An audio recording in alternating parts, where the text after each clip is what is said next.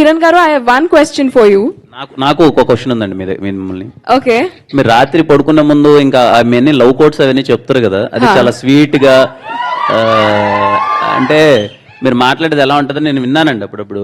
ఎందుకు ఎంత బాధపడుతున్నావు, ఏమైందని ఇప్పుడు జీవితంలో ఆడ చాలా మంది జీవితాలు సంకనాగిపోతుంటే మీరు అంత స్వీట్ గా ఏమైందండి అని అంటుంటే, అలా మా కోసం ఒక మళ్ళీ ఏదైనా బ్రేకప్ అయిన వాళ్ళ కోసం, ప్రేమలో పడాలనుకునే వాళ్ళ కోసం ఏదైనా చెప్పచ్చు కదా. ఓకే, సో ఒకవేళ మీ దగ్గర ఒక ఫ్లైట్ టికెట్ ఉందనుకుందాం. ఓకే, ఆ ఫ్లైట్ క్రాష్ అయిపోతుంది అని మీకు ముందే తెలిసింది అనుకుందాం. ఓకే, అయినా మీరు టికెట్ కొన్నాను, డబ్బులు పెట్టాను అని చెప్పి వెళ్ళి ఆ ఫ్లైట్ ఎక్కుతారా? అంటే ఇప్పుడు ప్రేమించద్దు, ఎక్కరు కదా, ఎక్కరు కదా. ఫ్లైట్ అండి ఇది, అమ్మాయి లవ్ చేయగా.